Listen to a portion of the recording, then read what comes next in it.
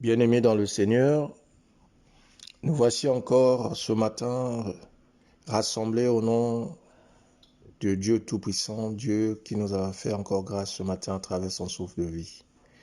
Nous allons partager un moment de prière à travers cette parole. Cette parole qui est tirée du livre de Deutéronome au chapitre 24, le verset 17-19. Je suis votre frère Clary. Aujourd'hui, le thème, c'est l'injustice. Lisons au nom du Seigneur. Nous allons lire Deutéronome, verset 24, chapitre 24, versets 17 à 19. Lisons au nom du Seigneur. Amen.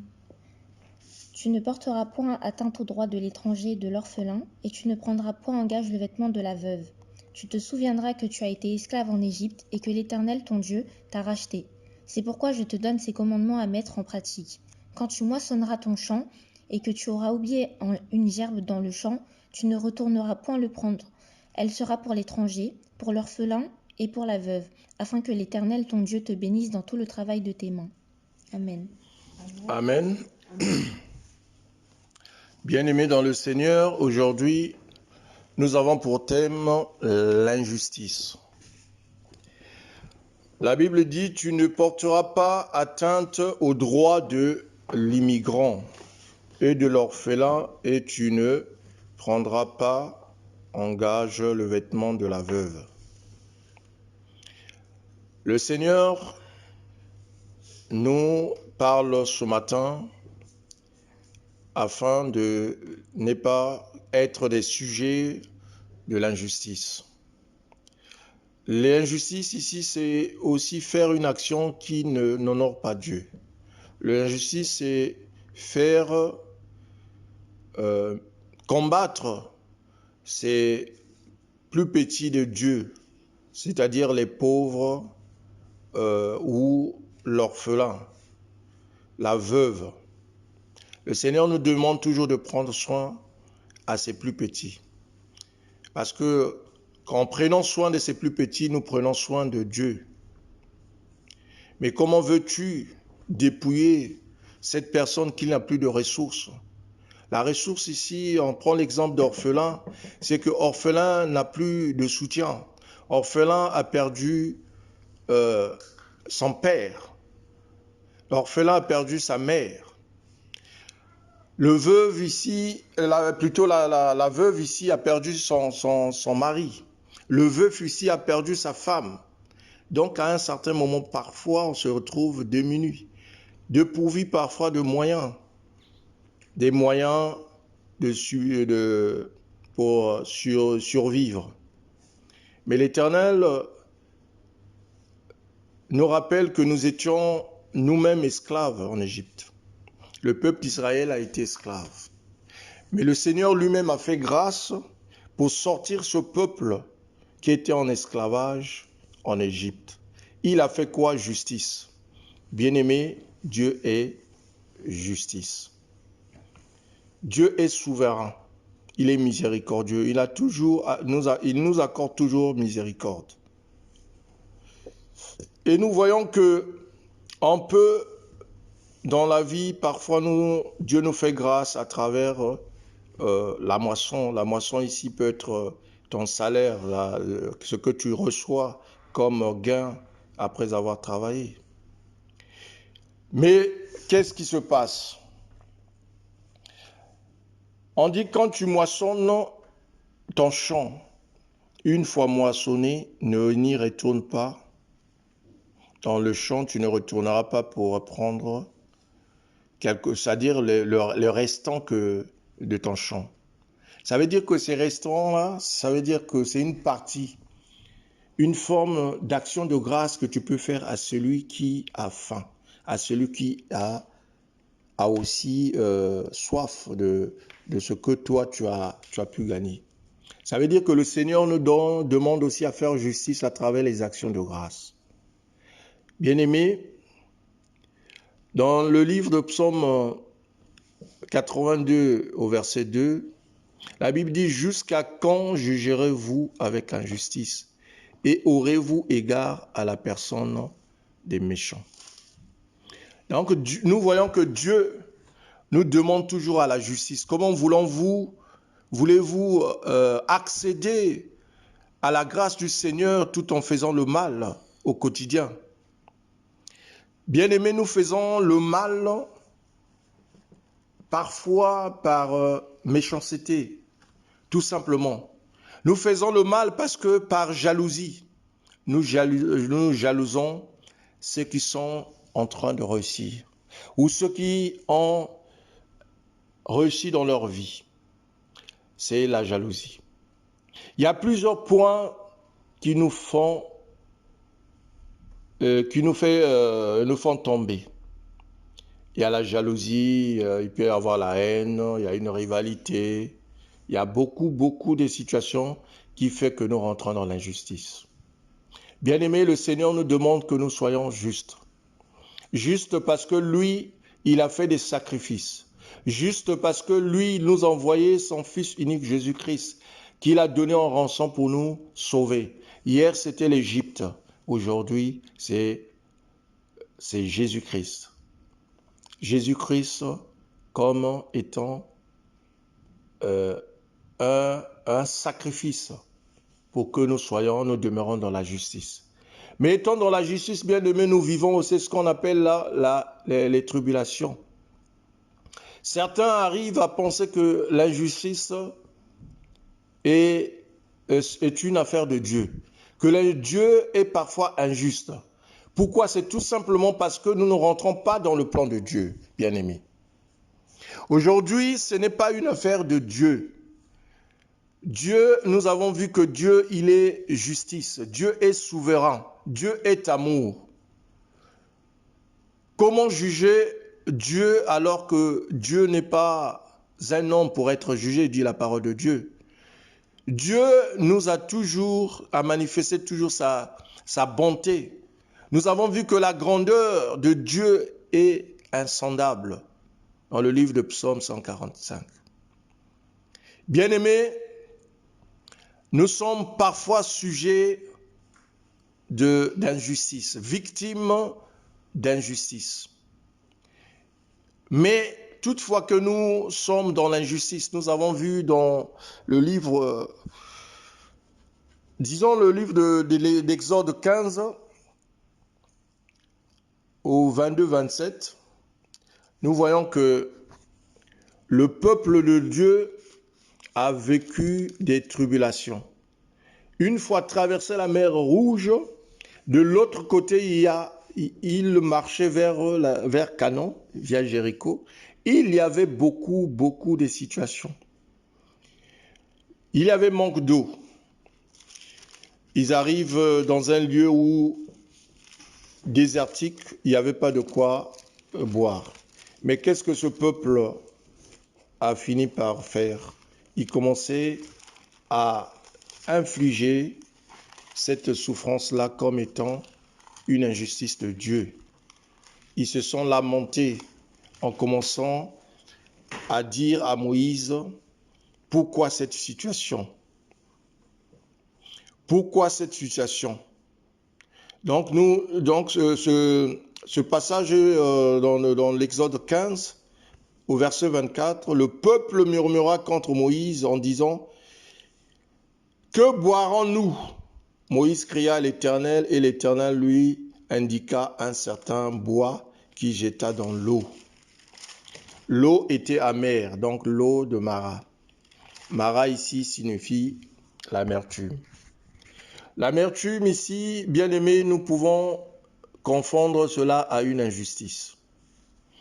Mais cela ne vient pas de Dieu. Mais une fois que nous sommes coupables, demandons pardon à Dieu. Une fois nous sommes aussi victimes, cherchons le visage de Dieu. L'injustice n'est pas une affaire de Dieu. Dieu nous a créés à son image. Et la Bible dit, Dieu nous a fait de nous des projets de bonheur et non de malheur. Mais nous voyons ici que même le peuple d'Israël, qui sortait de la grâce du Seigneur, commençait à vivre de tribulations.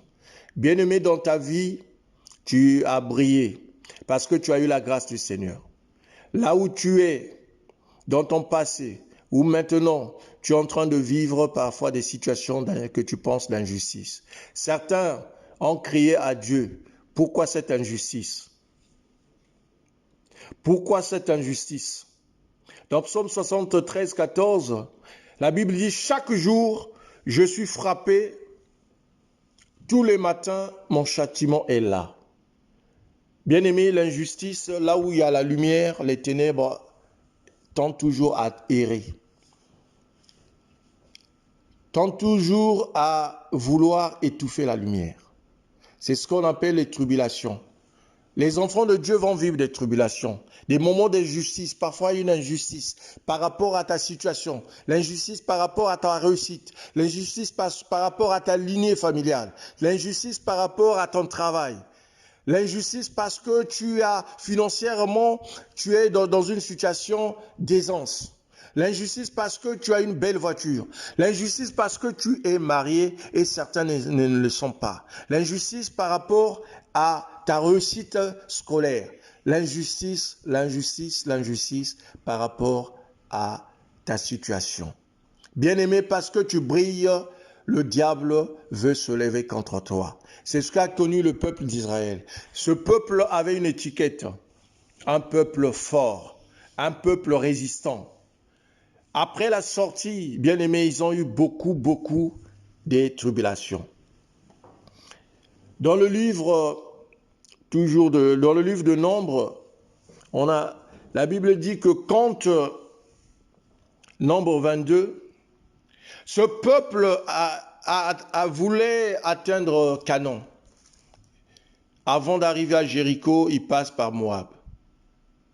Mais la Bible nous enseigne que le roi, étant donné que le roi de Moab, Balek, qui connaissait déjà la valeur du peuple d'Égypte, étant un peuple fort, un peuple très combatif, commençait à avoir peur.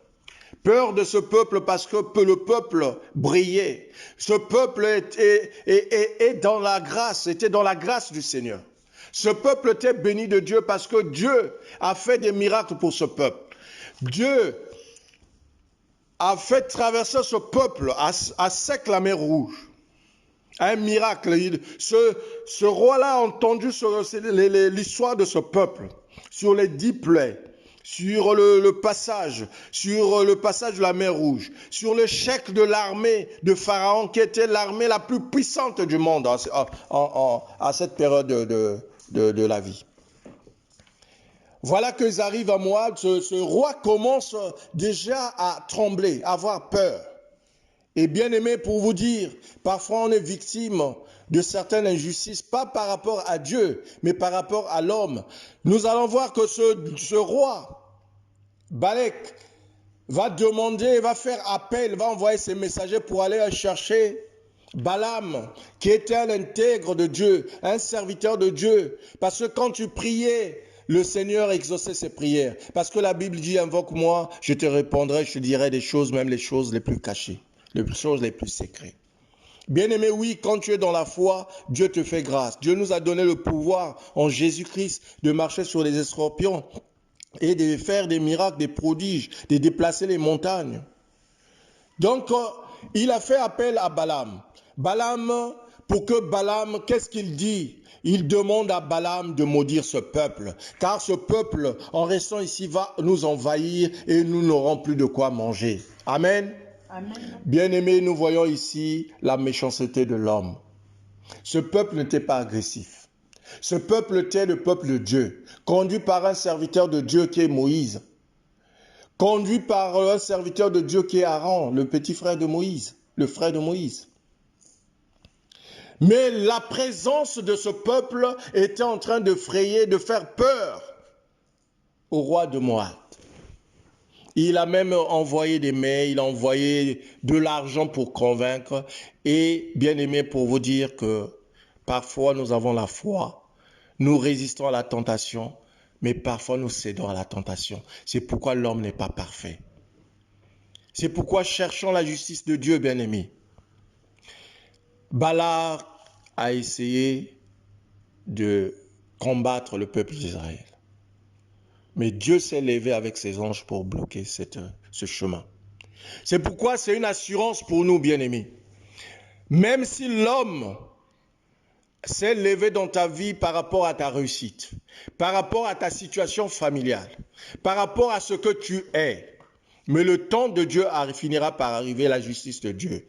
C'est pourquoi la justice ici, bien-aimé, il faut s'attendre à la justice. Quelle que soit la durée, quel que soit le temps de Dieu arrivera. La promesse de Dieu s'accomplira toujours. Et elle s'accomplira certainement comme il avait promis à Habakkuk. Bien-aimé, le temps de Dieu arrivera. Voilà l'injustice que nous pensons que c'est l'injustice de Dieu, alors c'est l'injustice des hommes. L'homme est jaloux. L'homme est jaloux, bien-aimé. Demande toujours le discernement de Dieu afin de voir la grandeur de Dieu. La justice de Dieu puisse rentrer dans ta vie. La justice de Dieu puisse rentrer dans ta maison. Toi aussi, de ton côté, fais ta part. Rends justice aux orphelins, rends justice aux veuves, rends justice à l'étranger, à l'immigrant qui vient chez toi. Reçois-le comme un ange. Parfois, nous rejetons des anges dans nos maisons parce que nous refusons de donner même le restant de ce que nous avons à manger dans notre vie, le restant de le peu que nous pouvons avoir. Bien-aimé, fais des actions de grâce dans ta vie. Aide celui qui est dans la souffrance. Tu fais aussi en train de faire justice de Dieu. Qu'on ne s'éloigne pas de cette justice. L'Éternel fait toujours justice. Il est juste. Il ne commet pas de fraude. Chaque matin, il met en lumière tout ce qui est de droit, sans jamais y manquer. Mais le fraudeur ne connaît pas la honte, comme dit la Bible dans le psaume 103. Oui, bien-aimé, le fraudeur ne connaît pas la honte. Il y a d'autres qui veulent nuire pour nuire. Il y a d'autres qui veulent se lever dans ta vie, Seigneur, pour te rabaisser. D'autres veulent rentrer dans ta vie pour te détruire. Ayant le discernement de savoir qui fréquenter. Parfois, nous tombons parce que nous avons fait confiance aveuglement à quelqu'un. Que Dieu nous ouvre les yeux spirituels. Que Dieu nous montre l'état d'âme. Quand quand quelqu'un rentre dans ta vie, demande à Dieu de te montrer l'état d'âme. Bien-aimé, ne rentre pas dans les sentiments, car le diable est rusé. Le diable est semblable au serpent, le serpent qui avait visité Adam et Ève dans le jardin. Il était rentré dans leur vie dans la ruse. Qu'est-ce qu'il a fait? Il avait détruit cette relation d'Adam et Ève, cette relation d'Adam et Ève par rapport à Dieu, la relation de justice, la relation de paix qui régnait dans le jardin d'Éden. Qu'est-ce qu'ils avaient fait? Ils se sont cachés parce qu'ils avaient honte. Ils avaient fui Dieu. Bien-aimés, nous aussi, on se carte de notre destinée parce que le diable rentre dans nos vies par la ruse. Celui que tu appelles ami, bien-aimé, je ne dis pas aujourd'hui de ne pas avoir des amis, mais celui que tu appelles ami, celui que tu appelles frère, celui que tu appelles sœur, as-tu déjà connu, demandé à Dieu de te montrer son état d'âme, bien-aimé? Demandez l'état d'âme de ce frère, demandez l'état d'âme de cette sœur, avant de lui faire confiance. Ne faisons pas la confiance aveuglée, parce que le diable vient pour détruire, pour nous voler, pour nous détruire, pour nous tuer. Bien-aimés, restons vigilants dans la justice. Que Dieu nous fasse miséricorde. Oui, parfois on se pose des questions dans la vie. Pourquoi les méchants vivent-ils? Pourquoi voit-on vieillir et accroître leur force? Bien-aimés, c'est une réponse que je voulais donner parce que c'est une question que nous nous posions toujours. Et cette question est posée dans le livre de Job. Job 21 au verset 7. Pourquoi? Ce pourquoi là revient. C'est tout simplement parce que c'est des serviteurs de diable. Le diable, nous sommes, souvenez-vous, nous sommes dans ce monde où, où règne le diable. Donc le diable est dans la force, le diable est dans la ruse. Mais nous avons un Dieu. Quelles que soient les tribulations, bien-aimés, tu sortiras toujours vainqueur. Parce que nous ne combattons pas pour la victoire, mais nous combattons dans la victoire au nom de Jésus-Christ. Amen. Amen. Que Dieu bénisse sa parole.